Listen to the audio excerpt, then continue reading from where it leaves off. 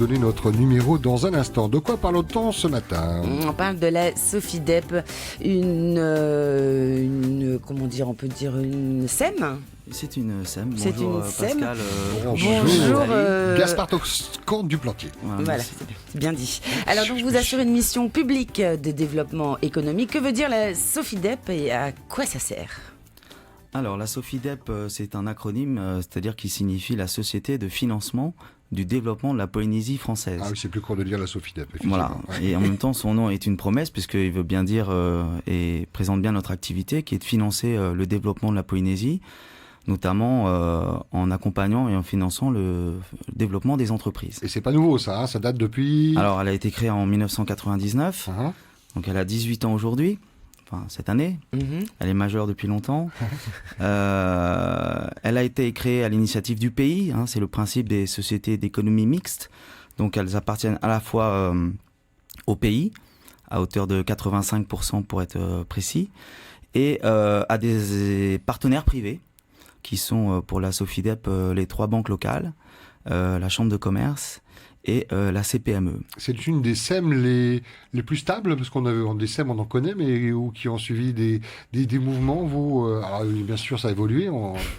Alors je ne sais pas, moi j'y suis depuis 3 ans et demi. Ah, je ne sais pas si on vous peut parler de stabilité. Hein. Voilà, je suis le directeur général, je ne sais pas si on peut parler de stabilité, mais bon, c'est vrai que pendant longtemps, la SOFIDEP est intervenue plutôt en arrière des banques, je dirais, en accompagnant les banques, mais pas forcément ayant pignon sur rue. D'accord ? Donc elle a eu plusieurs phases dans son développement. Pourquoi ? Parce qu'à l'origine, donc, elle a été créée pour soutenir les entreprises en leur permettant d'accéder au crédit bancaire. C'est-à-dire qu'en fait, lorsque la banque reçoit une demande de financement de la part d'une entreprise, si le projet lui apparaît quelque peu risqué, elle demande à la SOFIDEP de l'accompagner, de partager le risque avec elle. C'est la banque qui prend contact avec vous, c'est pas directement les petites et moyennes entreprises. Alors, à l'origine, c'était comme ça. Okay. C'est pour ça que j'explique qu'à l'origine, la SOFIDEP, on ne l'entendait pas, on ne la voyait pas. Parce que c'était un organisme pour les entreprises, mais qui était en partenariat avec les banques. Et depuis quelques années, sous l'impulsion du pays, puisque c'est lui qui est actionnaire de la SOFIDEP, et dans sa volonté de porter la croissance et de créer de l'emploi, on a élargi le spectre d'intervention de la SOFIDEP, qui n'intervient pas que avec les banques ou exclusivement avec les banques, mais qui maintenant peut intervenir toute seule, à destination des plus petites entreprises, sur un tissu économique d'entreprises qui n'était jusque-là plutôt peu soutenu par les banques, parce que très risqué. Donc je vois des chiffres, on va donner quand même quelques chiffres. Il y a 126 projets qui ont été financés, 550 clients actifs, 673 millions de financement. Et en cours, il y a 2,6 milliards.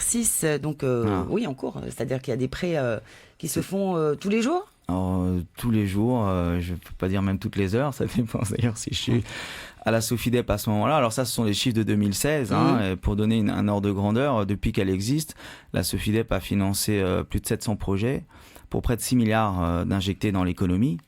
Étant entendu que lorsque la SOFIDEP intervient, elle intervient aussi au niveau des banques. Donc il y a un effet de levier en fait. Lorsque nous, on met 1 franc, la banque, elle met aussi 1 franc. Donc 6 milliards, c'est peut-être 12, 15, 20 milliards injectés dans l'économie. On ne voit pas tous les projets, bien sûr, des entreprises, puisque il n'y a pas de risque, la banque va garder le crédit pour elle. On est un partenaire, on n'est pas un concurrent des banques. On est là pour les aider. Vous avez des concurrents sur place ou des structures similaires ? Non, en fait, l'écosystème veut que... Alors, il y a les banques qui financent les particuliers, les professionnels et les entreprises. Avec l'ADI, par exemple. Alors, l'ADI, c'est un partenaire, mais on a chacun notre cible de financement. L'ADI, elle va jusqu'à 1 million de francs, 1,1 million pour être précis, je crois.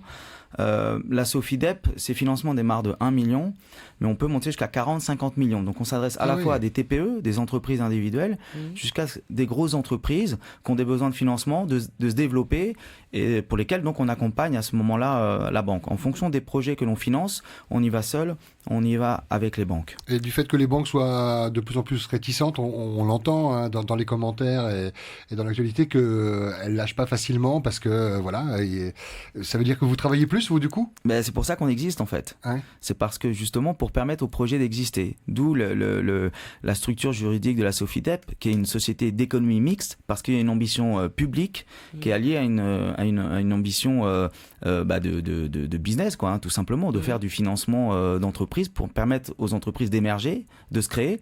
C'est 50% de nos interventions à la création d'entreprises. Et c'est normal parce que c'est l'étape la plus risquée pour une entreprise. Ça veut dire que vous prenez plus de risques aussi? On prend beaucoup plus de risques que les banques. En tout cas, on peut prendre les mêmes risques que les banques, mais nous intervenons sans garantie. C'est-à-dire que le jour où l'entreprise tombe et va au tribunal et surtout en procédure collective, la Sofidep est la dernière à se faire rembourser au même titre que les actionnaires. D'accord. Donc on est visuellement dans un bilan, on est presque au niveau des fonds propres. Nous faisons des quasi-fonds propres. Et qu'est-ce qui manque aux banques pour proposer ce genre de service? C'est une structure qui creuse un petit peu plus, qui accompagne les entreprises? Alors, c'est là il faut bien comprendre que la banque, elle peut pas se permettre de perdre de l'argent. D'accord, parce qu'elle finance une économie, on l'a vu à la crise de 2008, hein, avec le risque systémique. Si une banque vient se casser la figure, c'est l'ensemble du système qui se casse, puisque la banque finance l'économie réelle. Nous, la Sofidep, je ne veux pas dire qu'on n'a pas d'obligation de rester debout, bien au contraire, mais disons qu'on a une vision différente lorsqu'on nous présente un projet et qu'on est incité à prendre des risques mesurés, bien entendu. Ce qui fait qu'aujourd'hui la Sofidep fonctionne toujours auprès de 18 ans. Il est entendu aussi que si la banque nous communique un projet et nous propose un projet à partager, on peut imaginer que le projet n'est pas trop mauvais, hein, ce qui nous permet nous d'intervenir. C'est-à-dire qu'à partir du moment où la banque elle y va, on aurait du mal à dire on n'y va pas. En revanche, elle va nous demander d'intervenir sur des parts de financement et de parts d'investissement qui elles sont très risquées. Je prends un exemple, si vous montez demain un commerce, la banque va financer, par exemple si c'est un rachat de fonds de commerce, va financer le rachat de fonds de commerce parce qu'elle peut prendre une garantie, un nantissement sur le fonds de commerce. D'accord. En revanche, la Sofidep, elle va financer tout ce qui est aménagement, ce qu'on appelle le besoin en fonds de roulement, donc le démarrage de l'activité, parce que là, on ne peut pas prendre de garantie. Donc nous intervenons sur la partie immatérielle, incorporelle des projets, où il n'y a pas besoin de prendre des garanties. C'est complémentaire à la banque. Exactement. Alors quand le dossier est très bon, la banque elle va aussi financer le BFR parce que le client est bon. BFR, mais le besoin en fonds de roulement, en fait c'est la trésorerie pour résumer de l'entreprise, et va nous solliciter nous pour aller financer la partie la plus risquée. Donc voilà, donc là c'est plus ce qui est global. Je voulais en venir à la très petite entreprise, par exemple, qui veut se monter. Donc, vous disiez, elle va voir avec la banque pour ce qui concerne donc le local, par exemple. Et après, donc vous intervenez au niveau justement du fonds de roulement. Et vous disiez que c'est à partir de 1 million. Voilà. Donc en fait, c'est pour la création. Alors pas que pour la création. Voilà, donc vous intervenez également dans d'autres domaines. Alors on intervient pour le développement des entreprises. La création, c'est un dossier sur 2 à la Sofidep. Le développement de l'entreprise, on estime une entreprise en développement au bout de 3 ans ou 5 ans selon certains critères Dans quel cas les entreprises viennent vous voir justement quand elles sont en développement? Alors aujourd'hui, c'est là où les choses ont évolué pour la Sofidep, c'est qu'effectivement auparavant, c'était les banques qui nous envoyaient les dossiers. Aujourd'hui, on est donc rue... dans la rue de la CCSM, j'ai perdu son nom. C'est pareil. On a pignon sur rue, c'est-à-dire qu'on rentre à la Sofidep, on rentre dans une banque et on peut demander de se renseigner sur les prêts, comment on accompagne les entreprises, les toutes petites, les petites et les moyennes. C'est vrai que on accompagnait moins les petites entreprises à l'époque. Pourquoi ? Parce qu'on demandait un cofinancement bancaire. Et la petite entreprise... Cofinancement, c'est quoi ? C'est-à-dire on partage avec... Caution ? Non, un cofinancement, c'est qu'on partage avec la banque. Ok. Nous, pour pouvoir intervenir avant 2015, on devait demander un cofinancement bancaire, c'est-à-dire qu'on demandait une part de financement par la banque. Et des apports en fonds propres de la part du porteur de projet. Voilà. Sachant qu'en général, la banque, elle prend rarement plus de risques qu'un actionnaire, donc on demande toujours que les fonds propres égalent normalement les dettes. Bon, pas toujours le cas, mais disons que la théorie financière est celle-là. Donc, on a en fait fait évoluer nos modes d'intervention et on a dit...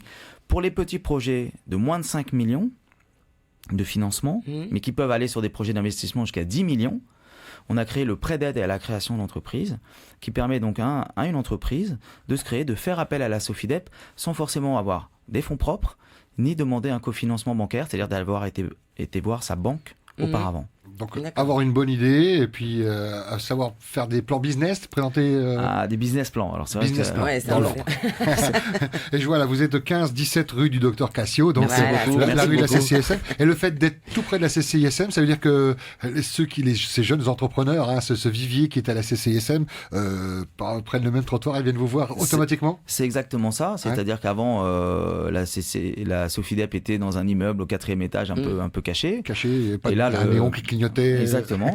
Et donc le Dans le pays noir. a souhaité qu'on ait pignon sur rue, et donc on a trouvé des local, locaux donc, des- qui sont dans la rue de la CCISM. Et effectivement, la CCISM est un des partenaires majeurs de la Sofidep, dans la mesure où lorsqu'on on a une idée, lorsqu'on est porteur d'un projet, il faut ensuite pouvoir le mettre en œuvre. Donc les chargés d'affaires de la CCISM vont conseiller le porteur de projet, d'abord sur la structure juridique, comment monter son entreprise, quelles sont les formalités, et puis sur son business plan, c'est-à-dire éprouver le business plan, savoir pour passer de l'idée au projet finalement. Parce que une idée, ça peut être tout à fait... Ah oui, euh, tout le monde a plein d'idées. Voilà. Mais après, il faut que ça soit possible. Et nous, on les finance. Donc, si vous voulez, on ne peut pas prendre le risque non plus de se dire Donc que... il vous arrive de dire non à un projet oui, il nous si a- c'est saturé, c'est un secteur d'activité où vous estimez que c'est pas bon. Exactement. Vous le direz. Et, on le dit très clairement et on assume parce qu'on fait déjà beaucoup de dossiers. Et vous vous basez sur quoi? Alors, ça, c'est une très bonne question. Alors, d'abord, moi, j'aime bien l'humain. C'est-à-dire qu'à la Sofidep, c'est ce qu'on offre aussi comme faculté d'analyse et d'interprétation des projets qui nous sont donnés. Le facteur humain est très important dans un projet quel qu'il soit, mais encore plus pour nous. Donc on va vérifier qu'il ait la compétence. Hein. Tout le monde ne peut pas créer un projet dans n'importe quel secteur d'activité s'il n'a pas la compétence. Ses qualités humaines à lui, bien sûr. Si quelqu'un qui a de l'ambition, quelqu'un qui est pugnace, qui a la niaque, qui a envie de La niaque, réussir, oui. parce que c'est compliqué de créer une entreprise. Et moi-même d'ailleurs, avant d'être à la Sofidep et de travailler dans la banque, j'ai créé une entreprise, et je peux vous dire, c'est compliqué. Donc on va s'assurer qu'il ait les compétences et qu'il ait les qualités humaines pour créer une entreprise et puis la conduire. Parce que derrière, on est un manager, donc on travaille avec des gens, donc on a une organisation humaine à faire marcher. Et puis, bien entendu, le projet. Donc ça, c'est notre métier à nous, de comprendre s'il y a un marché, bien entendu. Hein. Je peux avoir une idée, mais si c'est saturé, ça va être très compliqué pour rentrer sur le marché. En tout cas, il faut mettre beaucoup plus d'argent que ceux qui sont déjà Donc c'est vous en qui place. faites le business plan, c'est-à-dire qui prévoyez tout ça, ou est-ce que c'est parce que je sais que la CCISM également, le pôle entreprise fait ça. Est-ce que vous vous mettez d'accord, vous travaillez ensemble avec d'autres organismes? Alors, c'est une très bonne question. La Sofidep ne s'occupe pas du business plan du porteur de projet. Il ne voit le D'accord. porteur de projet qu'une fois qu'il a son business plan. Mm. On ne peut pas être jugé parti. C'est-à-dire qu'on ne peut pas dire à conseiller un chef d'entreprise qui vient nous voir avec une idée ou un business plan en disant qu'est-ce que vous en pensez, est-ce que ça va marcher, et lui dire que sa stratégie n'est pas bonne mais c'est celle-là, et que si demain ça se passe pas bien, il va nous opposer qu'on lui avait dit de faire comme ça, et Oui. là on se retrouve dans une situation qui est extrêmement délicate. On peut l'orienter vers des bons choix, se dire que nous on verrait la chose comme ça, mais on va surtout éprouver les éléments financiers. C'est-à-dire que quand il va nous dire je vais réaliser tel chiffre d'affaires, on va croire ou pas ce qu'il va nous dire et on va décortiquer sa façon de faire son chiffre d'affaires. Mais toute cette partie-là, il va la créer en amont avec la CCISM. Ouais, vous n'êtes pas un formateur, vous. Pas du tout. Vous accompagnez, Et on conseille. On conseille. Hein. Mais c'est même un conseil parfois que de refuser un dossier. Parce que c'est compliqué. Oui, aussi, surtout oui. si on met de l'argent propre, on se dit écoute, c'est une bonne idée, mais il n'y a pas le marché, ou tu n'as pas la compétence, ou etc. etc. Là, c'est compliqué. On a face à vous, à quelqu'un qui vient avec une idée, pour lui, c'est la meilleure du monde. Et là, détruit. Non, des pizzas, il y en a déjà 500 000. Tu devrais faire plutôt les salades. C'est très à la mode. Mais tu as raison, c'est très compliqué. Ah oui. Ouais, Et là, on y va, on explique et on démontre par A plus B que l'idée n'est pas bonne. Non, l'idée, c'est d'être déjà objectif Quand on a- par rapport ouais. au rejet, de dire pourquoi. Alors, on a aussi pour nous des critères d'éligibilité, de dire est-ce que oui ou non déjà on va analyser le dossier. Si je dis par exemple que je vais faire 10 millions de chiffre d'affaires, mais que je peux pas le prouver un minimum, c'est-à-dire que quand je suis dans la construction, par exemple le BTP, il y a beaucoup de sociétés, d'entreprises individuelles qui se créent dans le BTP, ce qu'on appelle travaux en tout genre. On dit je vais faire 10 millions avant la fin de l'année. On va demander déjà s'il a des devis signés. S'il en a pas, alors c'est un peu la poule qui fait l'œuf, parce que si j'ai pas de bétonnière, je peux pas répondre à l'appel d'offres. Et en même temps, c'est trop de risques pour nous, parce que là, on sait qu'on peut pas mettre sur sa tête un financement de 5 millions tout en pensant qu'il n'a pas la possibilité, enfin déjà la chance de le faire. Pour moi, c'est une chance qu'on lui donne de réaliser son projet. Donc il faut qu'il aille chercher des devis. Déjà, ça c'est un point clé. Il faut justifier de son chiffre d'affaires. Pas forcément avoir déjà signé le contrat, mais au moins un devis. Et dans tous les domaines, hein, c'est-à-dire que ça peut être dans l'agriculture, ça peut être, les travaux... Tous les secteurs d'activité. On intervient dans tous les secteurs d'activité, les services beaucoup, parce que c'est le tissu économique local, donc c'est 20% à peu près de nos interventions, c'est 10% dans la restauration. Dans le tourisme, c'est 10% de nos interventions aussi. Secteur primaire, c'est 20%. C'est quoi dans le Alors, c'est les pensions, c'est tout ce qui est activité nautique et touristique, que ce soit de la randonnée, que ce soit du safari, que ce soit des balades en bateau, du wake, enfin, toutes les activités qui sont liées en fait à l'économie du pays. Et là, il y a de la demande. Et là, il y a beaucoup de demandes. En fonction des îles aussi, on a vu que par endroits c'était saturé et d'autres, il y avait besoin. On avait évoqué ça avec la CCISM, je crois. Ouais. Alors, moi, je n'ai pas ce sentiment-là. Et sur des secteurs d'activité, ça peut être effectivement saturé, ou sur des niches. Mais on finance beaucoup de projets à Bora Bora, et on en a reçu encore un ce matin. Je ne pense pas que ce soit saturé, parce que là, il y a une demande vraiment très importante. En revanche, sur les toutes petites îles, et j'ai l'occasion aussi de parcourir la Polynésie. C'est une chance aussi que m'offre la Sofidep. Donc j'étais à Rimatara il n'y a pas plus tard qu'un mois. Ah oui, donc c'est pas que le Pito, pas que Tahiti, vous vous déplacez dans les îles. Pas du tout. On a une mission de développement. Les Marquises, j'y suis déjà allé 3 fois. Il y a des projets, des beaux projets qu'on a financés. Pour prendre l'exemple de Rimatara, il y a 2 pensions sur l'île. Il y en a une qui s'appelle la Perruche Rouge, pour pas la nommer. On les embrasse. Et c'est un projet qu'a financé la Sofidep en 2008. Donc vous voyez, déjà, il y a presque 10 ans, de tout, ils avaient besoin de financer la création de leur pension. J'étais ravi de voir les 5 bungalows et l'activité qui continue. Et est-ce que vous suivez justement, est-ce que on parlait tout à l'heure de développement, c'est-à-dire qu'après vous les aidez si jamais ils ont des petits problèmes de trésorerie, ou peut-être qu'ils agrandissent encore. Est-ce que vous continuez à les suivre tout au long du prêt? Bien entendu. D'abord, on les suit parce que, tout simplement, de manière assez technique, si le mois, un prêt est refusé, un prélèvement est refusé, parce que ça reste un prêt, un crédit, on est alerté tout de suite. Donc là, on prend notre téléphone et on pose la question de savoir qu'est-ce qui se passe, qu'il y a un problème, ou c'est une erreur technique, ou parce qu'à ce moment-là, j'avais pas la provision sur le compte. Donc, on fait preuve de beaucoup de bienveillance dans notre façon de faire, sachant que c'est pas nous qui refusons les prélèvements. C'est la banque. Oui. Donc nous, on est... Mais vous, en tant que prêteur... c'est normal aussi. Je veux dire, l'argent n'est pas sur le compte, elle ne peut pas non plus autoriser. Mais je veux dire, nous, on a l'information comme quoi... Donc on va essayer de comprendre. On est toujours dans une logique aussi de prévention. Donc on dit toujours à nos clients, surtout ne faites pas l'autruche. Appelez-nous lorsque vous avez un problème de prélèvement et que vous n'aurez pas appelez-nous avant. Avant, oui. Bien sûr.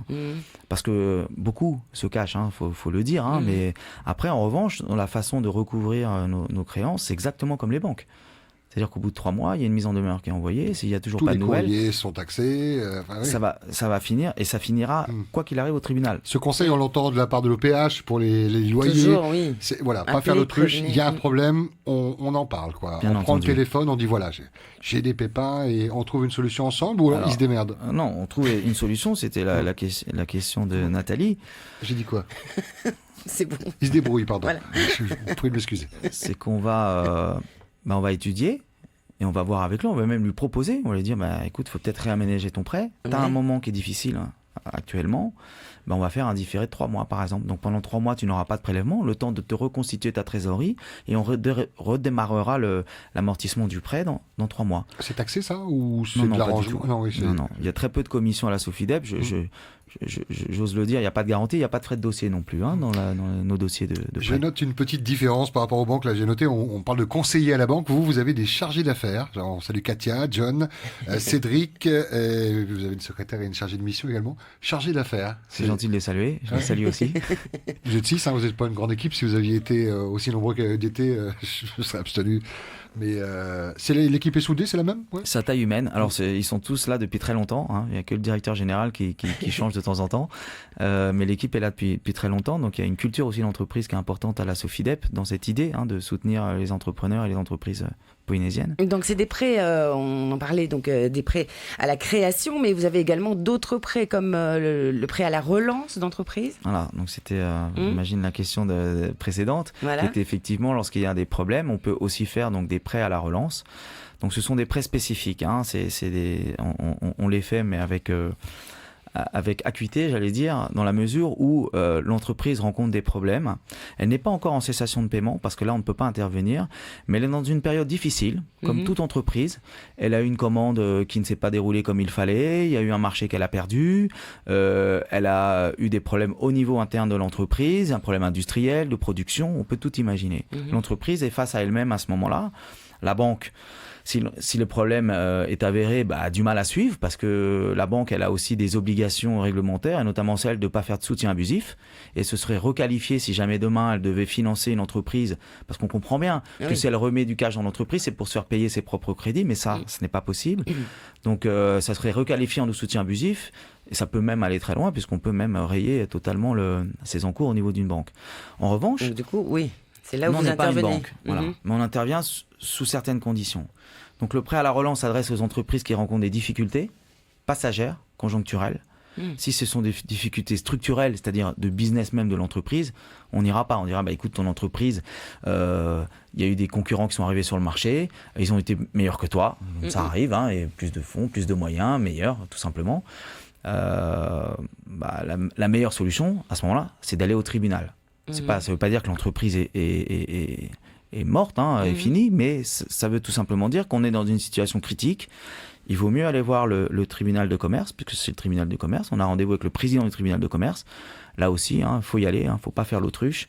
Et lui, il est là pour trouver des solutions. Déjà pour faire l'analyse de la société. Si la société est en cessation de paiement, c'est-à-dire qu'on ne peut plus payer ses fournisseurs dont l'exigibilité est la plus immédiate, il va mettre la société en redressement judiciaire. C'est pas une honte, le redressement judiciaire. C'est simplement une solution de sauvegarde pour dire à l'entrepreneur, de dire, bon, on fait un arrêt sur image, on arrête tout, toutes les créances sont bloquées, sont gelées. Le temps de se poser et de réfléchir à un plan de relance de l'entreprise. Le plan de relance est ensuite validé par le tribunal de commerce, qui va valider le fait que l'entreprise puisse redémarrer selon un plan d'appurement des créances et donc des dettes, des dettes plutôt qu'il a auprès des Et justement, ils peuvent financiers. également, ces entreprises, elles peuvent également peut-être se relancer avec un peu plus d'argent. Donc ils Alors peuvent justement, vous tout à fait. redemander. Oui. Alors, on ne le fait pas dans le cadre des redressements judiciaires, des plans de continuation. Nous, on intervient juste avant. Donc, dans ce qu'on appelle les plans de conciliation. C'est-à-dire que là, l'entreprise n'est pas en cessation de paiement, mais elle n'arrive plus à négocier sa dette, soit avec les fournisseurs, soit avec les banques. La porte est fermée, on n'arrive plus à négocier. Nous, on dit au chef d'entreprise, va voir le tribunal de commerce. Tu n'es pas encore dans une phase de cessation de paiement. Elle est proche, mais tu as encore les moyens de payer la banque et tes fournisseurs. J'entends la fournisseur, la CPS et le Trésor aussi. Oui, qui sont les employés. Oui. Voilà. Mais dans ces cas-là, c'est le tribunal de commerce qui vous dit à vous si vous pouvez réinjecter. Absolument, ça se passe dans un plan de conciliation, comme j'en ai en ce moment. Donc là, il y a une ordonnance qui est ouverte, il y a un conciliateur qui est nommé et qui va nous demander à nous, en général, de voir qu'est-ce qu'on peut faire pour relancer l'entreprise, de quoi elle aurait besoin. Donc c'est un travail d'équipe avec l'entrepreneur, avec le conciliateur, qui lui a un rôle de négociateur, en fait, avec les banques et les fournisseurs. On intervient dans le cadre d'une conciliation, mais parfois on n'attend pas la conciliation. Oui, c'est C'est-à-dire que quand on sent le dossier, on se dit, bon, on peut intervenir, on n'a pas besoin d'aller jusqu'au tribunal de commerce, de faire une conciliation. En revanche, ce qu'on demande, c'est un plan de réaménagement des dettes fiscales, sociales et ou bancaires. Les trois ou un des trois. C'est-à-dire que si j'ai un retard au Trésor, je vais aller voir le Trésor et je vais lui demander un rééchelonnement de ma dette sur 3, 6, 12 mois. J'encourage les chefs d'entreprise à le faire parce que c'est très rare d'abord que ce soit refusé. C'est très très rare, je l'ai quasiment jamais vu. Alors c'est refusé quand la personne fait l'autruche, qu'on le prend en rendez-vous, parce que mais quand on a cette volonté de s'en sortir et finalement de jouer carte sur table, les organismes comme le Trésor et la CPS réaménagent volontiers leur dette, leurs créances vis-à-vis de leurs clients. Et nous, on intervient à ce moment-là. Pourquoi en fait on demande ce réaménagement ? C'est parce que on va redonner du cash, donc de l'oxygène à l'entreprise, mais si c'est pour garder la même structure financière et avoir toujours le couteau sous la gorge, si je rajoute une dette Sofidep parce que ça reste un prêt, je ne vais pas m'en sortir. Donc on va alléger la dette qu'il a vis-à-vis des autres fournisseurs et des autres créanciers, et pour permettre à la Sofidep d'intervenir voilà, c'est une nouvelle dette, mais cette dette en fait, elle doit lui permettre de financer un nouveau cycle de croissance. C'est pas pour aller absorber des dettes, encore une fois, bancaires, fiscales ou sociales. C'est pour aller payer des fournisseurs en retard. Parce que si un fournisseur il n'est pas payé, il ne va pas vous envoyer. Voilà. Et il ne va pas permettre un réassort lorsqu'il s'agit d'un commerce ou lorsque c'est un loyer. Quand je reçois l'huissier avec un commandement de payer que j'ai 6 mois derrière et de loyer, on va me sortir de mon local. Donc nous, on va payer ses arriérés et dans un deuxième temps, remettre du cash dans l'entreprise pour lui permettre de se relancer. Est-ce qu'il vous arrive de prendre des parts dans une entreprise je ne parle pas de prêt, ce que vous faites au quotidien, mais d'être dans le capital, d'injecter de l'argent, vous ? Oui. C'est la deuxième activité de la Sofidep, son deuxième métier. C'est ce que vous appelez renforcement de capital, non ? Voilà, c'est du capital investissement, private equity comme on dit en anglais. Valeur sûre, j'imagine. Vous investissez dans des trucs où vous êtes sûr que c'est... Ah non, pas du tout, c'est pareil. Alors là, on prend encore plus de risques, parce que lorsqu'on prend des parts de capital, on met au même niveau que les actionnaires. Oui. Donc, alors oui, on va éprouver le business avec lui. Là, on n'a plus du tout le même rôle. D'un côté, on est un créancier lambda qui fait de la dette, comme une banque. De l'autre côté, on s'appelle investisseur. C'est-à-dire qu'on est à côté du chef d'entreprise. On est à ses côtés vraiment dans l'entreprise. Donc on a accès au tableau de bord de pilotage. Alors on ne fait pas de la gestion de fait de l'entreprise. On n'est pas des gestionnaires. On ne prend pas des décisions de gestion quotidien. On ne peut pas d'ailleurs, mais on est dans des comités, dans des conseils d'administration et on pilote tous les 3 mois, on a des rendez-vous avec les chefs d'entreprise ou les DAF, les directeurs administratifs et financiers, pour faire le point. Alors quand tout va bien, on se dit tout va bien. Quand ça va pas, on se met autour de la table et on regarde comment faire, parce qu'aussi il y a un écosystème, donc nous on est un peu une espèce de pivot, donc on peut imaginer des rapprochements, des partenariats, même des partenariats capitalistiques. Ça c'est la deuxième casquette et c'est le deuxième métier de la Sofidep qui est très distinct du premier. Le premier c'est du prêt. C'est du prêt. D'ailleurs je voulais revenir, donc les prêts sont entre 3 et 5%. 3 et 5%, voilà. Alors nous, on n'est pas du tout assujettis aux logiques de marché, de banque centrale, selon les taux directeurs, en fait, comme les banques, qui empruntent sur les marchés et puis qui aussi se servent des dépôts qu'il y a dans les banques, ça s'appelle de la transformation. Nous, en fait, le taux est défini en fonction de la capacité de remboursement des entreprises que l'on finance, et puis parce qu'on doit vivre. On a des charges de fonctionnement, on n'a pas de subvention de fonctionnement. En fait, la Sofidep, elle fonctionne avec des subventions d'investissement. C'est pour ça qu'on entend à l'Assemblée parler de dotation de subventions d'investissement à l'Assemblée, parce que c'est voté par l'Assemblée qui nous ouvre des lignes de crédit sur des produits très particuliers. Donc le prêt d'aide à la création d'entreprise, c'est fait sur des dotations du pays. Donc on voit comme il est incité, comme il est, on va dire...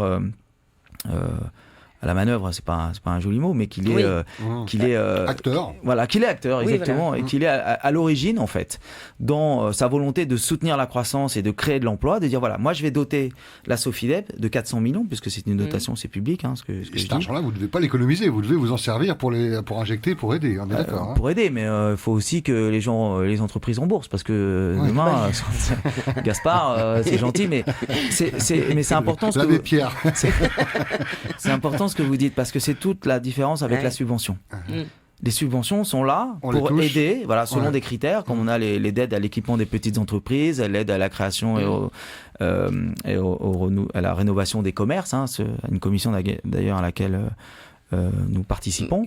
Ça, ce sont des subventions. On ne rembourse pas une subvention. On doit la rembourser si on n'a pas utilisé l'argent tel qu'il était pour lequel il était donné. Nous, nous faisons des prêts, donc on se doit d'être remboursé. Avec un pourcentage de 3 à 5% d'intérêt. En fonction du risque. Alors 3%, c'est pour les prêts d'aide à la création d'entreprise, qui est relativement faible. Aujourd'hui, vous allez dans une banque, vous demandez, vous êtes un créateur d'entreprise, vous avez une entreprise individuelle et vous demandez qu'on vous prête. Déjà, on est à quel taux ? Je pense que vous êtes au moins à 5 ou 6%, si c'est pas plus des garanties, mais vous les avez pas. Donc, on va dire 2 fois sur 3, vous n'avez pas le crédit. Et encore une fois, c'est normal.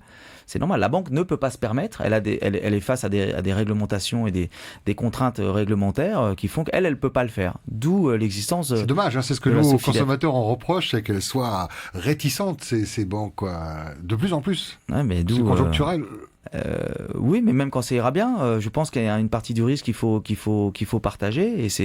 Et dans tous les pays, ça existe. C'est pas que en Polynésie. En France, vous avez la Banque publique d'investissement, dont la Sofidep est un partenaire, parce qu'on distribue certains de ses produits. Mais dans tous les pays, il y a un outil comme ça de public, de financement, de développement. C'est pour ça qu'encore une fois, c'est une société d'économie mixte,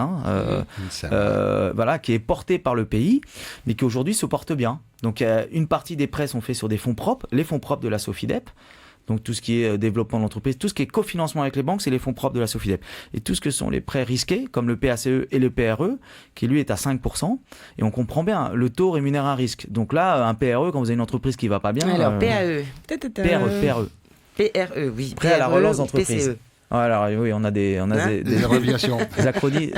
Je reste sur le capital. Moi, quand vous renforcez le capital d'une entreprise, donc vous prenez des parts, ce que vous avez expliqué, plus dans les tableaux, conseil d'administration, les réunions. C'est plus des grosses entreprises ou ça peut être des petites pensions de famille ou un métier de service? C'est plus des grosses entreprises. Ouais. Vous pouvez en citer 1, 2, 3, si vous voulez, pour qu'on se fasse une idée. Non, je préfère pas. Ça fait de la pub en même temps. Ce sont vraiment de grosses entreprises? Oui, mais c'est parce que c'est pas quelque chose qu'on communique. Les clients sont pas publics, on va dire, ou alors faudrait voir à l'Assemblée. Encore que je suis pas sûr qu'il y ait le nom de nos clients. Mais je suis prudent, voilà. Puis j'ai une formation aussi de banquier, donc nous, le secret bancaire et professionnel, c'est vraiment quelque chose. En fait, je ne vous demandais pas vraiment les noms. Alors, dans le secteur d'activité, peut-être je peux en parler. Non, en fait, ce que je disais, c'est que si vous citiez un nom, il fallait 2 autres noms par rapport au CSA. C'est une des règles. En plus. Quand on cite une entreprise ou une marque, il en faut 2 autres. C'est juste ce que je précisais. Je voulais pas avoir les noms vraiment des entreprises. Mais ce sont des grosses entreprises. Alors, ce sont plutôt des grosses PME, on va dire. Les grosses entreprises, elles n'ont pas besoin de la Sofidep. En tout cas, les banques n'ont pas besoin de la Sofidep parce que finalement, c'est les banques qui font appel. En revanche, sur des gros programmes de développement, on va nous demander d'intervenir en fonds propres. Pourquoi ? Parce qu'en fait, les banques, elles vont créer de la dette, vont faire du crédit. Et en fait, il faut contrebalancer l'endettement qui va être créé par cette intervention des banques. Quand vous avez 100 millions à financer, si vous financez 60 millions de dettes par les banques, vous allez créer 60 millions d'endettement en plus pour l'entreprise. D'accord ? Et donc, on va faire l'analyse du bilan de l'entreprise. Il faut toujours respecter des ratios. D'accord ? On va dire 20% de fonds propres, 30 à 40% de fonds de capitaux permanents et ensuite de la dette. Donc, la Sofidep, en fait, elle va intervenir en capital pour permettre un rééquilibrage, en fait, du bilan de l'entreprise et pour lui permettre d'afficher des fonds propres suffisants pour respecter les équilibres.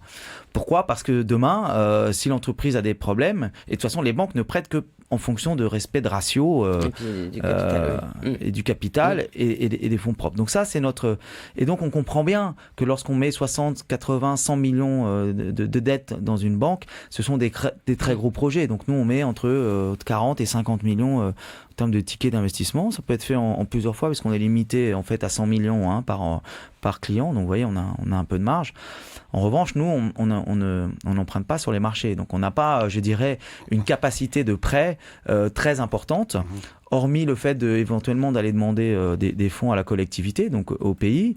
Mais tout l'enjeu, c'est de prêter avec un risque mesuré, mais avec un risque, et de se faire rembourser un minimum pour permettre à l'entreprise de reprêter. C'est pour ça aussi qu'on accorde de l'importance et qu'on a un discours clair aussi vis-à-vis des entrepreneurs que l'on soutient.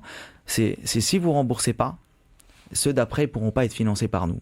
Parce que c'est le bon remboursement en capital va nous permettre de refinancer. D'avoir la trésorerie. Exactement. Et qui dit argent dit gestion. Est-ce que vous imposez des experts comptables dans les entreprises que vous aidez, que vous accompagnez ? Absolument. Bon, d'abord, c'est obligatoire selon certains seuils de chiffre d'affaires pour les grosses entreprises.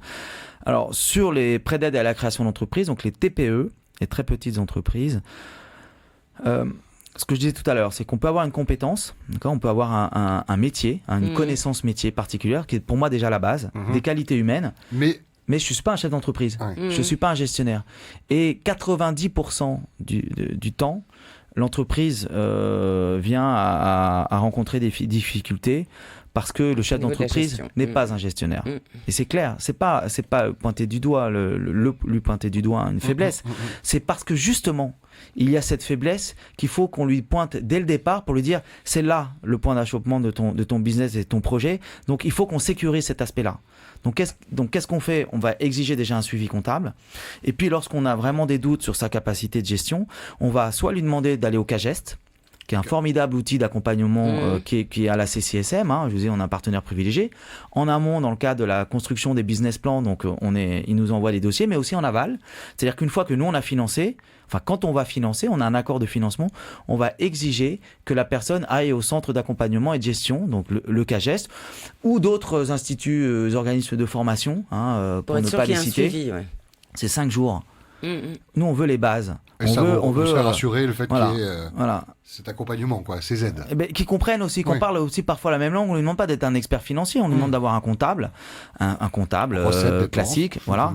Mais moi, j'ai souvenir de quelques rendez-vous clients lorsque je dis un compte de résultat ou un seuil de rentabilité où le porteur de projet rit et se dit mais ça, c'est pas mon sujet. Là, je lui dis alors là, justement, on va en parler.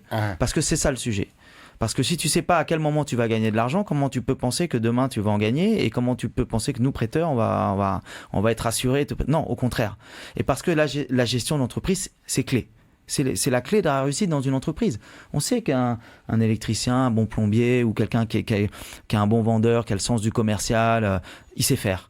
Mais s'il ne sait pas où il en est dans la gestion de sa trésorerie, de sa boîte, le jour où la TVA elle tombe en mars, il ne peut pas payer, la CPS il ne peut pas payer, et là, j'ai pas géré ma trésorerie. Donc il y a des outils pour ça, il y a des suivis comptables, il y a des plans de trésorerie, c'est pour ça qu'on demande aussi des plans de trésorerie avant. C'est très souvent le problème d'ailleurs pour tout ce qui est de TPE, enfin même des entrepreneurs bien souvent, ils ont vraiment un problème de gestion. On en connaît. Et pourtant, des bons de commande remplis. Voilà, et qui sont bons dans leur métier, mais qui vraiment, au niveau de la gestion, ça va pas. Et ils se retrouvent avec plein de problèmes. Parce que du coup, ils acceptent d'autres chantiers parce qu'il faut qu'ils payent le chantier d'avant. Ouais, ça s'appelle la cavalerie, ça. Ah oui, mais c'est incroyable parce qu'on se dit, mais ils devraient, pourtant, ils ont des mains en or. Et voilà, ils ont un problème de gestion et c'est bien dommage en tous les cas. Alors, c'est pour ça que ça fait partie des dossiers que l'on finance dans le cadre du PRE, parce qu'on sait qu'il y a du business, on sait qu'il a une capacité de travailler, il a même une réputation, il est reconnu comme étant bon dans son domaine. En revanche, la gestion de l'entreprise à sa désirée, c'est généralement à ce moment-là qu'il prend conscience de l'enjeu de la bonne gestion de l'entreprise et qu'on remet tout à plat. Bon, alors, et là, il se rend compte qu'il avait juste à bien gérer et tout allait bien se passer. Alors, c'est pas forcément un claquement de doigts, ça se fait pas comme ça, mais il faut accepter la critique. Et la faiblesse dans la gestion de l'entreprise, justement, moi, quand je parle de l'humain, c'est ça qui est important. C'est d'aller détecter aussi les forces, mais aussi les faiblesses pour mieux contrer. On a tous nos faiblesses, donc pour mieux aller voir là où il va falloir faire attention, les points d'attention pour bien développer son business. Le directeur de la Sofidep, Gaspard Toscan du Plantier, notre invité encore pour un petit quart d'heure. Si vous avez des questions, des commentaires, le standard est ouvert. 40 86 16 00, 40 86 16 00.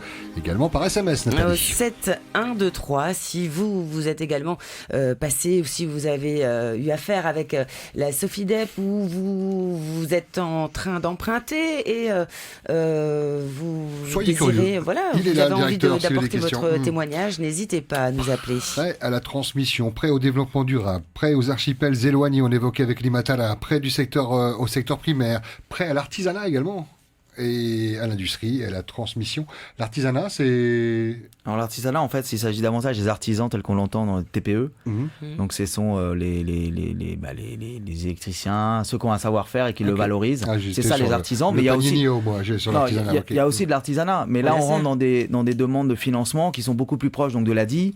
Lorsqu'il s'agit justement de faire du tressage ou ce type d'artisanat, il n'y a pas besoin de $1 million. Voilà. En tout cas, il faut démarrer doucement parce que c'est compliqué, parce que voilà, les rentrées d'argent sont pas toujours ce qu'elles sont. Mais on a de l'artisanat qu'on finance au titre de la culture, bien évidemment. Mais l'artisanat, c'est aussi et avant tout les TPE, celui qui vient travailler chez nous pour des petits travaux, par exemple. Les secteurs d'activité, on lisait, sont nombreux, avec beaucoup de bonnes idées, des mauvaises aussi, hein, auquel cas, vous le disiez, vous aviez ce rôle de dire c'est pas le bon plan, non, c'est pas bien. Et parmi les bonnes idées, est-ce qu'il y en a une qui vous interpelle, que vous avez envie de partager avec nous, sans citer le nom d'entreprise, on sait que, mais quelque chose qui a été waouh, vraiment une belle aventure, de la rencontre de ce jeune entrepreneur. C'est-à-dire que ça se passe, quoi. Ouais. Elle existe. Une fierté. Vous auriez dû me demander avant, j'aurais préparé parce que avec Il y en a 600, beaucoup on gère Il y en 600 a vraiment clients beaucoup. aujourd'hui. Ah oui. Ouais. Pour vous donner une idée, c'est 600 clients en portefeuille actif de la Sofidep. J'ai la chance de participer aussi au concours qu'organise Oui. le pays, qui est un Voilà, formidable sur l'innovation, tremplin oui. pour les entrepreneurs, pour éprouver leurs projets, parce qu'effectivement, à ce moment-là, il y a des professionnels autour de la table et qu'ils peuvent juger ou pas. C'est ce qu'on nous demande aussi, de l'idée, mais aussi de la pérennité du projet à mettre en place. Et oui, il y a des formidables idées. Moi, j'aime parler j'aimerais parler du dernier, celui qui a gagné le concours du tourisme, de développement et en création d'entreprise du tourisme. Il s'agit de Denis Kaimuko, qui est un marquisien de Hivawa et qui a créé qui est en phase de création d'un projet de Plateforme pour les pensions, tout ça, c'est pas lui? Non, lui c'est de la plongée sous-marine, ça n'existe pas aux Marquises. Ouais, c'est toujours, on se contente toujours et contenté au Rarumatei mais pas aux Marquises. Et alors la plongée, il n'y a rien de nouveau évidemment, mais il a associé à ce projet de plongée la découverte culturelle et je trouve ça génial.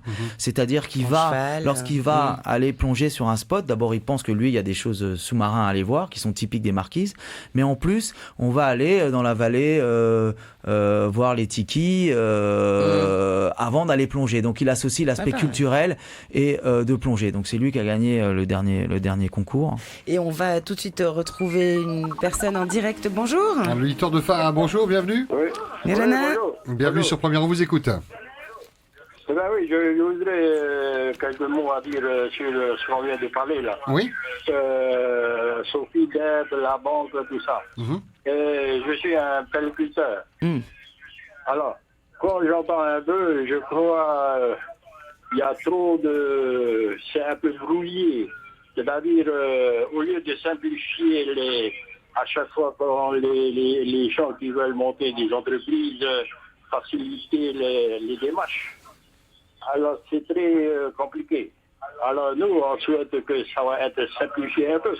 C'est comme si le ballon est vers la Sofidep et des fois, on lance à la banque. Et la banque lance le ballon à la Sofidep. On fait que ça. Le parcours du combattant. Alors, nous, on demande un peu de simplifier et de prendre des mesures plus adéquates pour que les gens puissent créer leur entreprise. Merci. Ok, Merci à vous. Et sous-entendu, c'est pas simplement dans la perliculture. Oui, pour monter un dossier en général. Oui, je sais. D'accord. Merci. Merci à vous. C'était pas vraiment une question, mais plutôt un commentaire. Et vous l'entendez souvent, ça, ce parcours du combattant où on se renvoie entre la banque. Alors, c'est vrai qu'on peut s'attendre, la banque et nous, parce qu'on a les mêmes informations pour monter un projet. On fait notre mieux, je crois, qu'il s'agisse de la banque et nous, puisqu'on est au pivot et moi je vois très bien ce qui se passe et je connais encore une fois les deux milieux, les deux mondes. Combien de temps à peu près pour monter un dossier avec un prêt à la banque et un prêt avec la Sofidep? À partir du moment où le plan business est fait, qu'on a rassuré, c'est ça. Exactement, quand le dossier est complet. Alors je parlais que pour moi parce que la banque je connais pas leur délai et puis je me garderais bien d'aller. Vous les connaissez plus, vous voulez dire? Si, mais je connais les miens en tout cas. Il faut compter un mois. Donc c'est très rapide. C'est-à-dire qu'il y a eu un premier rendez-vous. On a expliqué les pièces dont on avait besoin. Et là je vais répondre au monsieur parce que je crois que c'est important aussi qu'on dise pourquoi aussi on demande ces pièces. Mais il faut un mois à peu près. Sachant que nous, on n'a pas de garantie à prendre, parce que souvent, ça prend du temps aussi, ça. C'est-à-dire que quand on doit nantir, quand on doit prendre une hypothèque, faut aller chez le notaire. Il y a toute une série de prises de garantie qui font qu'on perd du temps, entre guillemets. Mais sur les pièces à fournir, tu disais, Pascal, il y a le business plan. Ça, c'est la base, évidemment. La base de toute demande de financement. Mais après, c'est pas très, très compliqué à obtenir, en tout cas de la part des porteurs de projet. C'est une pièce d'identité. C'est évidemment un numéro Tahiti et un RCS lorsqu'on est en société. C'est Pas de certificat médical, non? Non, pas vraiment. Pas à ce stade. Il faut une assurance. Une assurance d'essai, mais ça c'est pour protéger toujours l'emprunteur, et on se demande pourquoi, mais parce qu'il protège ses ayants droit. Et si là, jamais il aurait choisir, quelque chose. Son assurance. Il choisit, oui. Okay, On participe pas au choix de l'assurance. Un âge limite? Non, il n'y a pas d'âge limite. Et la durée du prêt? Alors ça va de 5 jusqu'à 10 ans. Pour des prêts qui sont les archipels éloignés, prêts au secteur primaire, prêts à l'industrie, avec des longs différés, c'est-à-dire qu'en fait on suspend dès le départ le remboursement des prêts, ça peut aller jusqu'à 3 ans. Ah oui. Donc là, par exemple, pour des startups par exemple, qui ont besoin des... C'est-à-dire qu'ils empruntent et ils ne payent rien qu'au bout de 3 ans. Qu'à partir de 3 ans, et ensuite... Oui. Voilà. J'en reviens à l'auditeur, qui évoquait ce parcours du combattant, et apparemment il était promené entre la banque et vous, puisqu'il vous a cité, l'entreprise en tout cas, la SEM. Quand la banque dit non, mais conseille d'aller voir la Sofidep, la personne va voir la Sofidep, la Sofidep ne renvoie pas sur la banque si elle refuse. Ah non, absolument pas, ça n'arrive jamais. Ok. Ça n'arrive jamais, mais alors, en fait si, ça arrive. Quand le dossier est très bon. Parce que moi, je privilégie d'aller aider... aidé par les deux structures, c'est ça? Non, qui peut être aidé par la banque, en fait. Parce que l'analyse du dossier n'est pas un dossier en création. On a un dossier en développement, d'une entreprise qui est en développement. Pour des raisons parfois de délai, ça arrive, ou d'opportunité. Tiens, je vais aller voir la Sofidep. Lorsque vraiment le dossier est bon, j'ai dit OK, on va t'accompagner, mais seulement si la banque me dit qu'elle ne peut pas y aller. Parce que ce n'est pas notre métier d'accompagner ceux qui... Elle est prioritaire? C'est qu'elle est prioritaire dans le sens où je vais plutôt mobiliser des ressources pour ceux qui en ont vraiment besoin. C'est-à-dire celui qui est refusé par la banque, lui, je vais lui prêter de l'argent. Celui qui ne va pas faire l'effort d'aller voir sa banque et qui va me demander de venir me voir alors qu'il peut être financé par sa banque, je pense que ce n'est pas le métier de la Sofidep. D'aller aider la banque et de cofinancer, oui. Et en plus, il aura probablement un meilleur taux que nous. Parce que nous, c'est fixe, je l'ai expliqué tout à l'heure. La banque, en fonction du statut du client et du risque qu'elle prend, elle peut faire des taux aujourd'hui très bas. Et là, vous êtes responsable de ce conseil que vous donnez à la banque. Cette entreprise, c'est un bon projet, c'est viable. Je me cache pas, j'appelle le directeur commercial de l'entité en question, qui gère le client. Et je lui dis, écoute, j'ai reçu ce dossier, je suis un peu étonné. Et même parfois, il est même rassuré, je l'appelle parce qu'il se dit, non, on l'a pas vu, ok, je vais le récupérer, c'est mon client. Parce que ce sont soit nos clients communs, soit le leur. Mais encore une fois, on ne concurrence jamais la banque, c'est pas notre rôle. La banque, nous sommes là pour les aider, plus comme on aide les entreprises. On est un pivot, en fait, dans l'écosystème du financement au-delà de 1 million. On a un rôle à jouer. Oui, et puis surtout, donc, garder cet argent qui peut être utile pour d'autres sociétés. Parce que vous avez un budget annuel. Exactement. Et j'ai une capacité d'octroi qui est limitée en fonction de mes fonds propres et de ce que veut bien me donner le pays lorsque je lui demande des nouvelles dotations, notamment pour le prêt d'aide à la création d'entreprise et le prêt à la relance. Vous parliez tout à l'heure de vos déplacements dans les îles, que vous voyagiez, que c'était chouette. Comment ça se passe? Est-ce que c'est en fonction des demandes, ou alors vous avez des permanences, vous dites voilà, la semaine prochaine on sera au Gambier, venez nous rejoindre, on est à la mairie ou je ne sais dans quelle structure. Comment ça se passe? Quelle est la mécanique? La mécanique, c'est la stratégie, en fait, la politique de développement de la Sofidep et son souhait d'aller au moins une fois dans chaque île présenter ce que l'on fait pour que chacun ait... Non, pas une fois par an sur chaque île, sinon je serais jamais à mon bureau. Mais en tout cas, certains archipels, d'accord. Donc, mais ça peut être par exemple sur la demande d'un maire, comme c'est arrivé par exemple au Gambier en début d'année. Qui était à la 11 ou 14 février, je vois. Exactement. Donc là, le maire s'est adressé à la vice-présidence. Il a dit moi, j'entends parler de la Sofidep, j'aimerais bien qu'il vienne chez moi. On m'a dit voilà, le maire aimerait bien que tu ailles voir comment ça se passe là-bas, parce que c'est un écosystème particulier, c'est la perliculture. C'était une expérience, comme partout d'ailleurs dans les îles, extraordinaire. On arrive encore une fois dans une économie qui est celle de la perliculture. On en entend beaucoup parler. Quand on y va sur place, on comprend très bien. Et on a fait 10 dossiers. Voilà. L'exemple concret, depuis février, on a passé 4 jours là-bas. Pas possible de faire moins de toute façon, mais on a fait 10 dossiers, on a aidé 10 perliculteurs depuis, et j'en ai croisé un d'ailleurs hier dans la rue à Papeete, qui était là quelques jours, et puis parfois il y a une décision du directeur général, c'est-à-dire moi-même, de dire Rimatara, j'avais envie d'y aller, j'ai posé la question à mon ministère de tutelle, puisque j'ai un ministère de tutelle qui est la vice-présidence. en disant voilà, je souhaitais aller là-bas. Ils m'ont dit voilà.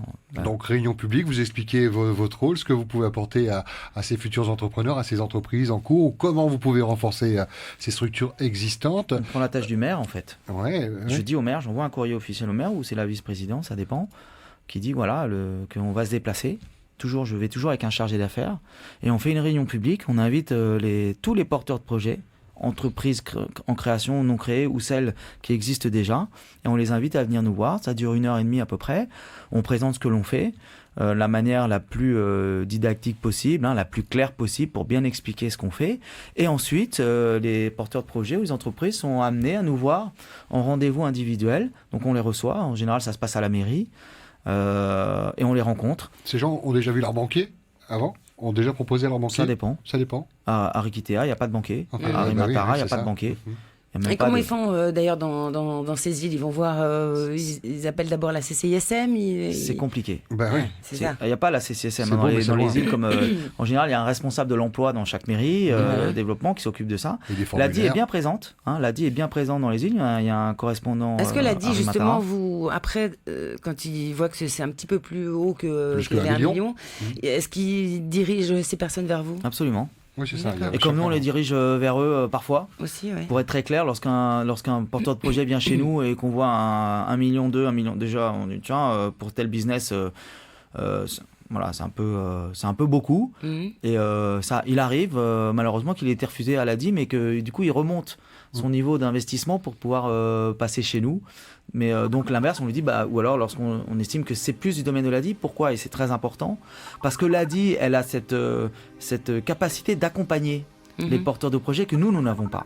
C'est-à-dire que l'ADI, elle a des bénévoles qui accompagnent tout au long les porteurs de projets. Nous n'avons pas cette ambition, nous n'avons pas les ressources pour le faire. C'est pas le métier de la Sofidep. D'accord. On va prendre vite la direction du standard. 40 86 16 00. Bonjour, bienvenue. Irena. Bienvenue, on vous écoute. Oui. J'avais déjà une question. C'est pour vers qui il faut se tourner pour monter un dossier déjà. Se fournir.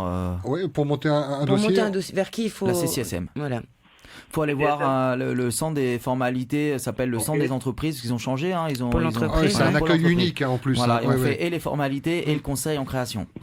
Là, vous voyez des agents qui vont vous conseiller, ouais.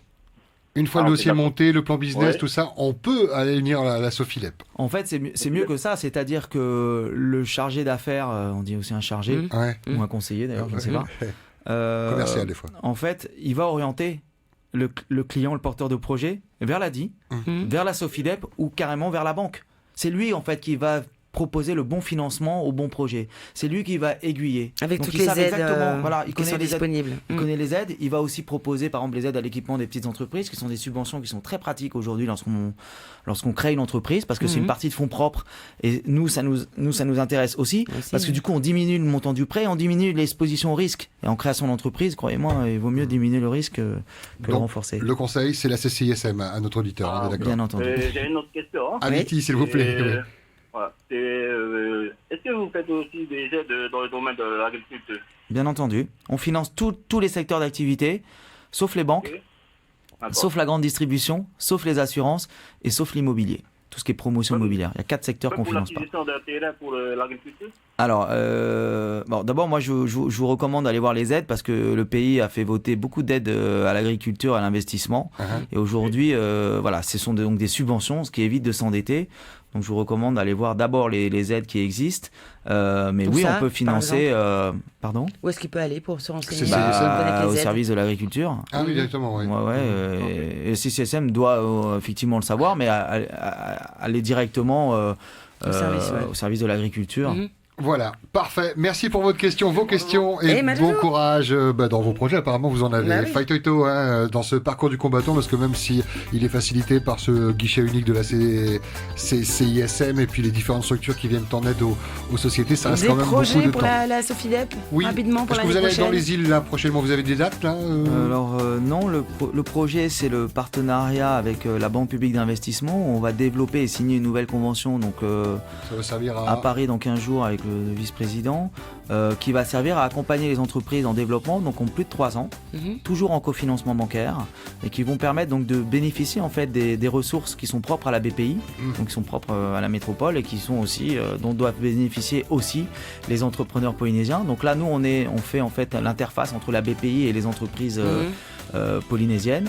Voilà, développement de fonds propres et puis probablement le prêt d'aide à la création d'entreprise avec une nouvelle subvention d'investissement.